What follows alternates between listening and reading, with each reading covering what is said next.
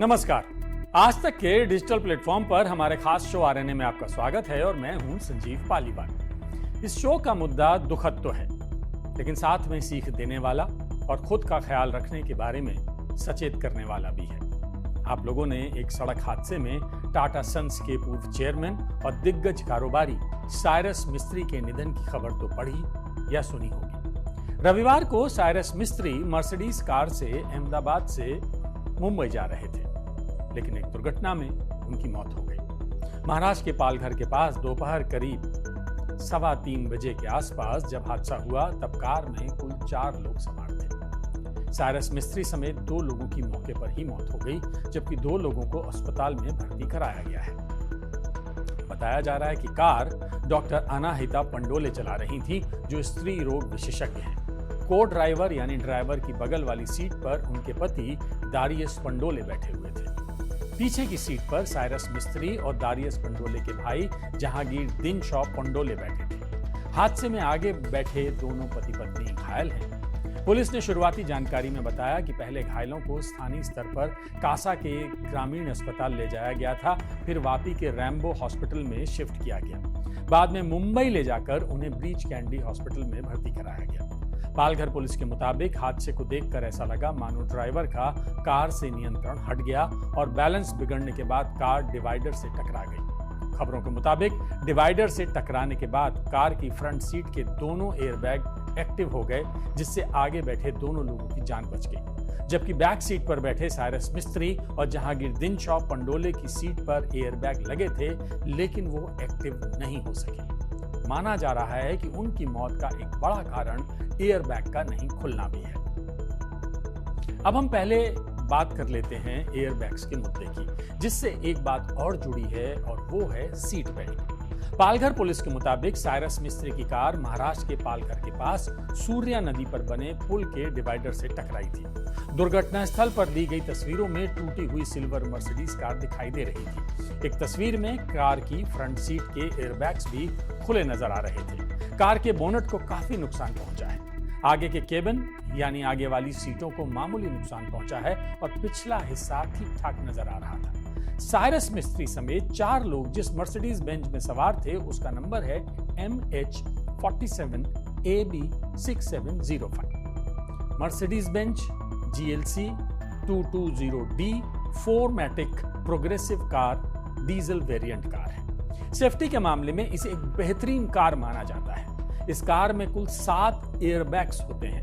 Mercedes Benz के इस model में front passenger curtain airbag, driver curtain airbag, rear passenger curtain airbag, driver frontal airbag, front passenger airbag, driver knee airbag, driver side airbag मिलते हैं। इसके अलावा high speed alert system और passenger side seat belt reminder जैसे features भी हैं। कई सड़क हादसों में गाड़ियों के एयरबैग्स ने लोगों की जान बचाई, लेकिन यह भी सच है कि एयरबैग्स किसी को एक लिमिट तक ही सुरक्षा प्रदान कर सकते हैं। अगर हादसे के वक्त लोग कार से बाहर गिर जाएं तो एयरबैग्स खुलकर भी उनकी जान नहीं बचा सकते। हादसे के वक्त किसी के कार से बाहर गिरने पर सवाल उठ सकता है कि क्या कार में बैठे लोगों ने सीट बेल्ट पहनी थी। अगर पहनी थी तो फिर टक्कर इतनी जोरदार हुई कि सीट बेल्ट का सेफ्टी लॉक भी टूट गया और कार में बैठे लोग बाहर जा गिरे। और अगर नहीं पहनी थी तो ये एक जबरदस्त लापरवाही है। कुछ जानकार बताते हैं कि सीट बेल्ट न बंधे होने से कई कारों के एयरबैग काम नहीं करते हैं। मतलब अगर आपने सीट बेल्ट नहीं पहनी है तो टक्कर या दुर्घटना की स्थिति में कार का एयरबैग नहीं खुलेगा। हालांकि सभी कारों में ऐसा सिस्टम नहीं है, लेकिन कई कारों में ऐसा सिस्टम दिया गया है कि अगर कार सवार लोगों ने सीट बेल्ट पहनी है तभी एयरबैग खुलेगा। कई कारें ऐसी भी हैं जिनमें सीट बेल्ट न लगाने पर भी एयरबैग काम करते हैं।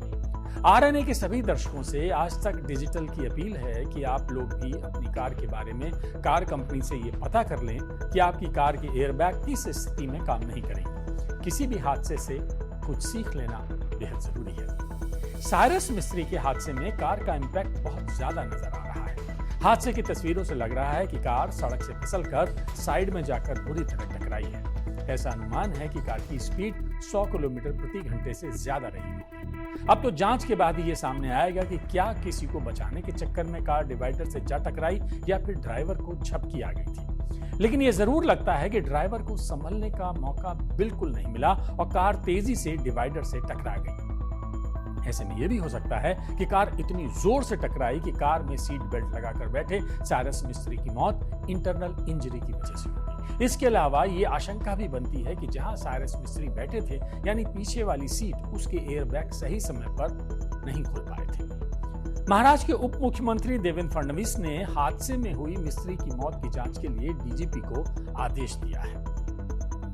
ये तो हुई एयरबैग्स और सीट बेल्ट की बात, लेकिन सड़कों पर लगने वाले होर्डिंग्स भी ड्राइवर का ध्यान भटका सकते हैं और ऐसे में वो भी हादसों का कारण हो सकते हैं। इस बारे में साइरस मिस्त्री की दुर्घटना वाली कार चलाने वाली महिला डॉक्टर अनाहिता पंडोले एक मुहिम भी चला रही थी। आइए इस बारे में भी थोड़ी जानकारी लेकर शो में आगे बढ़ा जाए। 55 साल की डॉक्टर अनाहिता पंडोले मुंबई की जानी मानी स्त्री रोग विशेषज्ञ हैं। वे परजोर फाउंडेशन से जुड़ी हुई हैं। 2004 में अनाहिता ने the Bombay Parsi panchayat fertility project शुरू किया।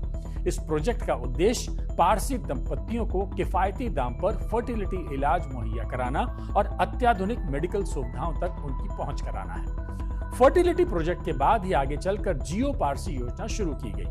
जियो पारसी योजना में अनाहिता पंडोले की बड़ी भूमिका रही। इस योजना में अपने सुझावों के लिए उनकी खूब सराहना भी हुई थी।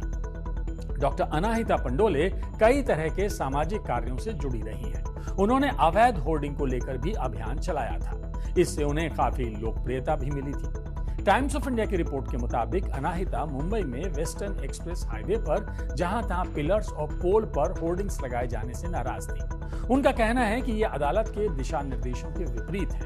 उन्होंने अदालत में एक जनहित याचिका भी दायर की थी, जिसमें कहा गया था कि कानूनों का पालन किए जाने तक बीएमसी को होर्डिंग्स लगाने की अनुमति न दी जाए। अनाहिता के मुताबिक होर्डिंग्स के कारण सड़क पर चलने वालों के लिए खतरा पैदा होता है।